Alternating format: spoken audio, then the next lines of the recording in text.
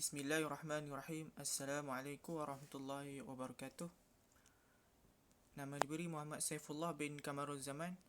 Nombor metrik 054608. Hari ini saya akan membentangkan hasil transliterasi teks Jawi klasik, iaitu daripada kitab Bughyah At-Tullab karangan Syekh Daud bin Abdullah Al-Fatani, iaitu pada muka surat 167, iaitu pada bab sujud tilawah dan sujud syukur.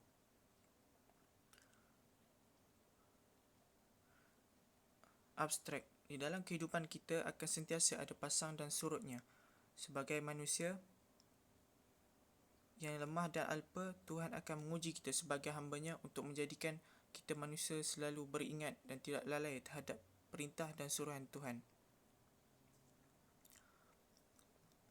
Apabila seorang hamba itu dapat mengecapi dan menerima sesuatu nikmat daripada Allah, maka dianjurkan kepadanya untuk melakukan sujud syukur demi menzahirkan rasa syukur atas kecukupan nikmat yang diberi.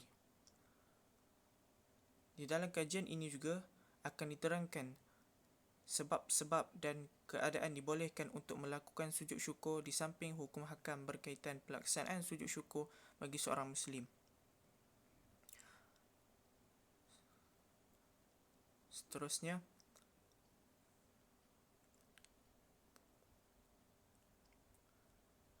yang pertama, bacaan sunat sujud tilawah. Auzubillahi minasyaitanirrajim. Allahumma aktub li biha indaka ajrahu waj'alha li indaka dhaqra wa du'a anni biha wazra aqbalha minni kama qablatha min 'abdika Daud. Maksudnya, wahai Tuhanku, tuliskan bagiku dari sisimu ganjaran bagiku dan jadikanlah bagiku dari sisimu simpanan dan letakkanlah dengannya timbangan dan hampirkan kepadaku seperti mana engkau hampirkan kepada hamba-Mu Nabi Daud. Iaitu penerangannya adalah disunatkan dan digalakkan seseorang yang melakukan sujud tilawah untuk membaca doa seperti di atas, kerana ia merupakan warid daripada Nabi melalui hadis Tirmizi. Ini kerana hadis ini menunjukkan bahawa Nabi sentiasa menggalakkan umatnya supaya sentiasa menambahkan amalan mereka di dalam setiap aspek kehidupan, terutama dalam melakukan ibadah. Sebelum itu, sujud tilawah ialah sujud yang dilakukan oleh seseorang ketika mana membaca ayat-ayat tertentu di dalam Al-Quran. Sujud ini juga dinamakan sujud sajadah dan hukumnya ialah sunat. Bacaan sunat sujud tilawah adalah Subhana Rabbina in kana wa'du Rabbina la maf'ula. Penerangan, disunatkan juga kepada orang Islam untuk membaca doa ini kerana ia adalah sabit dalam majmu', iaitu riwayat daripada Imam Asy-Syafi'i. Seterusnya, keadaan disunatkan untuk melakukan sujud syukur.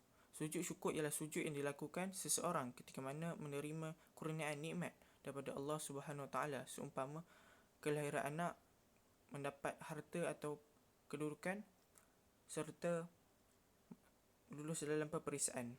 Sujud syukur adalah amalan yang dilakukan di luar waktu solat, iaitu tidak dilakukan ketika sedang bersolat.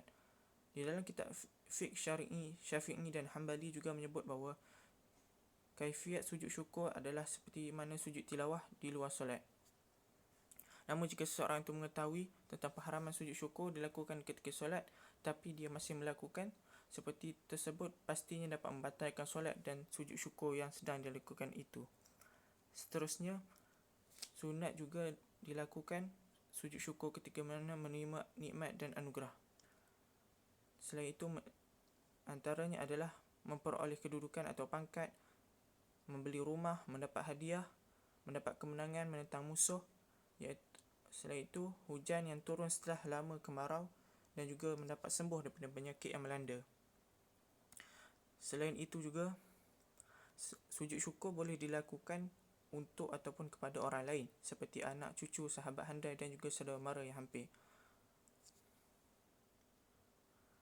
Dan keluar dengan kedatangan nikmat itu, nikmat yang sentiasa berkekalan seperti afiat dan Islam. Seterusnya, sujud syukur juga boleh dilakukan ketika mana mendapat nikmat seperti berkekalan dalam agama Islam, mendapat nikmat iman dan kesihatan yang berpanjangan. Nikmat ini adalah dua nikmat yang terbesar dalam hidup. Seterusnya,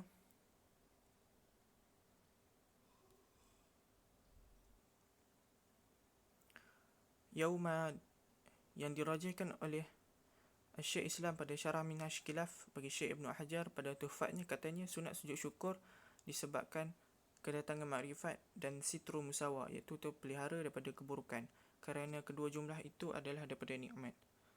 Selain itu, disunatkan juga kepada seorang melakukan sujud syukur kepada orang yang terkena penyakit pada tubuh badan atau akal fikiran, serta mereka sembuh daripada penyakit itu dengan keizinan Allah atas kesyukurannya, tetapi tidak perlu diberitahu kepadanya. Oleh itu, disunatkan juga melakukan sujud syukur kepada seseorang yang tertimpa musibah atau bencana disebabkan dosa dan maksiat yang mereka lakukan, seperti tangan yang dipotong disebabkan mencuri, tetapi harus memberitahu kepada seseorang itu supaya dapat memberi pelajaran kepada mereka. Seterusnya, bacaan ketika melihat orang sakit. Barang siapa melihat akan orang yang terkena penyakit lalu ia membaca doa ini: Alhamdulillahilladzi afani wa mabtala wa fadla ala kathir mimman khalaqu tafdila. Diharuskan bagi seorang yang melihat akan orang yang sakit seraya membaca doa ini, Allah akan melepaskannya daripada penyakit itu selama hidupnya. Dan sunat pula sujud syukur ketika mana melihat orang fasik yang menyatakan fasiknya jika ia selamat daripadanya, sama ada kafir atau Islam, kerana ia adalah daripada musibah agama itu terlebih daripada musibah dunia. Maksudnya, sujud syukur adalah sunat dilakukan juga ketika mana kita melihat seseorang fasik yang terselamat daripada sifat kefasikannya, sama ada kafir atau Islam, dan harus diberitahu kepadanya tentang sujud yang dilakukan kepadanya, supaya dia insaf dan menyesal atas perbuatan dosa dan maksiat yang dilakukan. Akhir sekali, dalam rangka menjadi seorang Muslim yang terbaik kepada agama, Allah sentiasa mengajar kita untuk selalu bersyukur dan redha atas setiap ketentuan dan takdirnya. Dalam setiap liku dan lurah kehidupan juga Allah pastinya ingin mendidik hamba-Nya menjadi insan yang berjaya di dunia dan akhirat khususnya. Sehubungan dengan itu, kita sentiasa dianjurkan untuk melakukan ibadah dan amalan sunat seperti mana yang dilakukan oleh Nabi SAW, seperti melakukan sujud syukur ketika mana mendapat nikmat atau terhindar daripada sebarang bencana. Sujud syukur adalah sujud yang sangat digalakkan Nabi kepada umatnya dalam melakukannya. Demi meraihkan saranan dan pesanan Nabi dalam hadis-hadisnya, kita perlulah selalu mengamalkan amalan sujud syukur ini dalam kehidupan kita, tidak kira sama ada mendapat kenikmatan maupun bencana musibah yang melanda. Sekian, terima kasih.